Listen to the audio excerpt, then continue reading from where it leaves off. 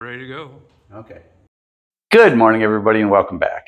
Today we're working on this gorgeous little Husqvarna that the gentleman told me that he bought and he used 5 or 6 times and then hired a lawn service, and he put the mower off in his garage and never used it again.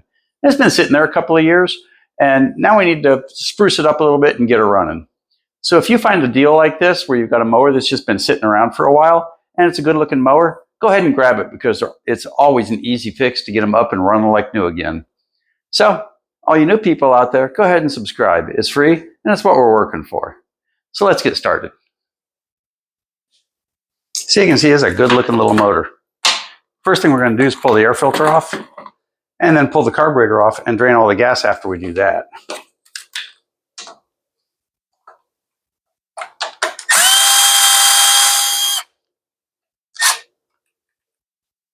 And I have one here, usually one over here. Now we'll switch off to the other socket.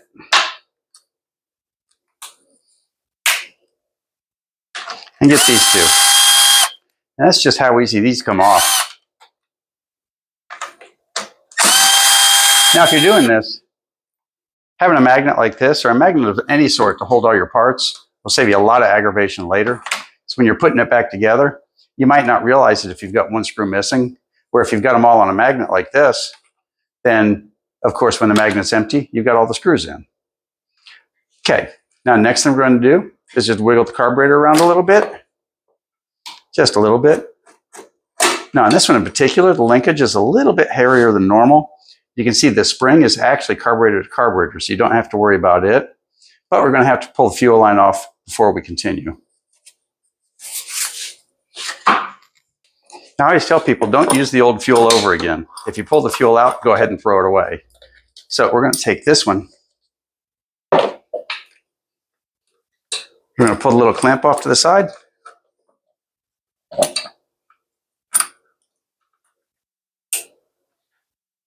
You see there's a lot of dust here, which will get in our gas when we do this, but we don't care because we're not going to use the gas again. Okay, now that we've got it loosened up a little bit, we'll take our handy little hemostats and crimp the fuel line down. That way, well, we're going to get a little drip, but we're not going to empty the gas can all of a sudden. When you do this, be super careful, because this is a plastic carburetor. So you're going to be nice and gentle taking the fuel line off. I'm going to squeeze that in there and see if we can lever it off. There we go. Everyone's different. And this fuel line is so short. Nope.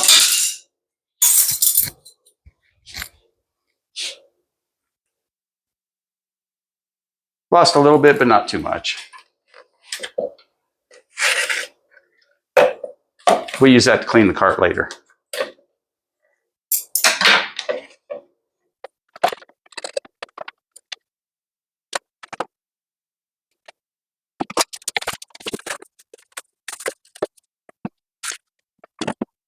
Okay, we made a little bit of a mess with this one.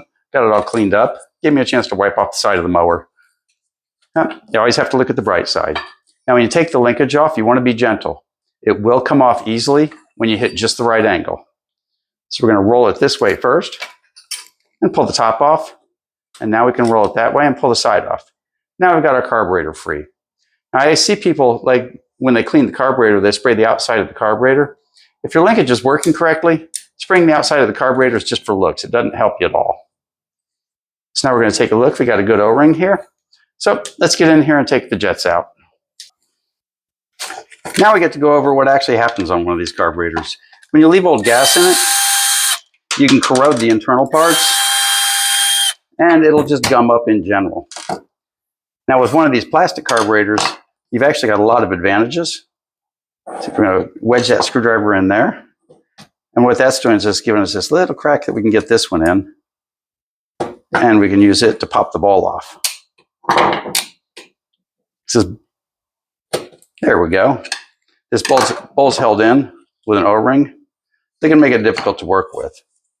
On this style carburetor, this is the jets. This is what we're looking for. So we're going to pop them out, aiming it towards the wall because they usually come out at 100 miles an hour.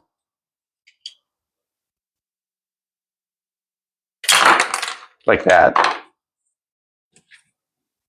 And you can see you've got a little brass insert here and another one here.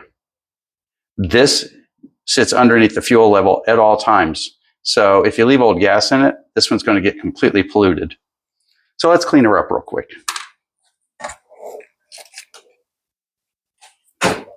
What we're going to do is to get all the old stuff out of it is we're going to take a piece of wire, piece of very small wire. I use floral wire for this because floral wire is nice and thin.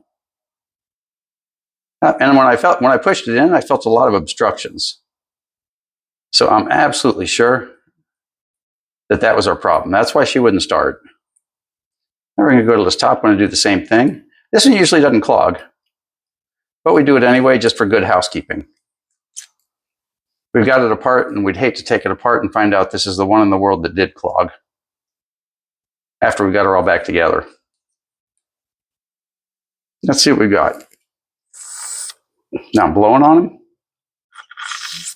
Now I can hear air going through these. And for this carburetor, if it wasn't leaking gas in any way, that's your problem right there. We'll click her back in, and it can only go on one way, so you don't have to worry about putting it on backwards. Note the little dent here.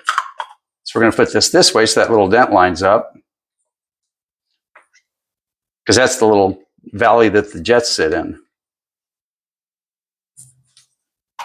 There we go. We got her all lined up nice and straight. And that's done. We will put a new spark plug in this motor just for fun, even though they usually don't need them. But I always suggest when people do maintenance, you might as well replace the plug. It's $5, and your motor might not run as well with an old plug as it does with a new one. So let's get her back on the engine and see what we've got. With the magic of editing, it somehow magically cleaned itself up while we were doing the carburetor. Okay, when we put this back together, we remember what order everything went, and we do the reverse order putting it back. So the last one to come off was right here. So I'll do it first. And we'll go way back here and grab the choke lever, and we'll do it second. As you can see, I'm pulling it out just a little bit. That makes it just a little bit easier to get it on. There we go. And it's all together.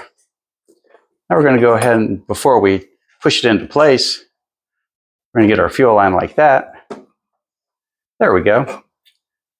And now the fuel line is going to give us a little bit of resistance.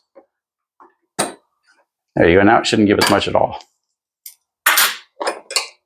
Go ahead and put the clip back on. Okay, very nice.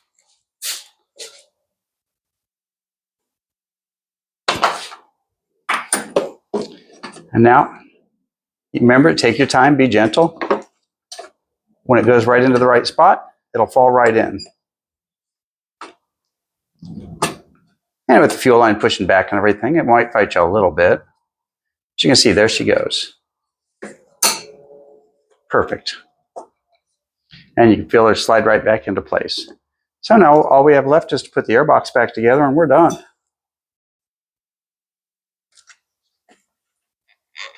Get our breather tube back in line.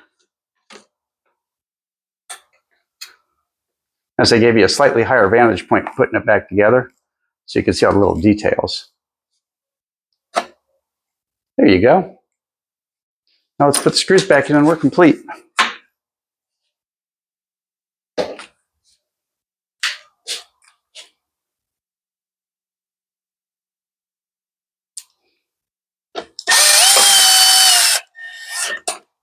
Now these are the screws that actually hold it in place. The other two go to the carb, which, as you know, is held on by nothing, just an O-ring. This is what holds the carb onto the airbox.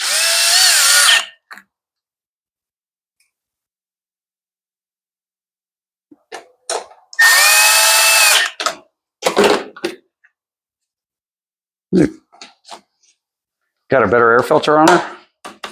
She's ready to go. Okay, now it's time for the infamous first pull. Let's see what she's got.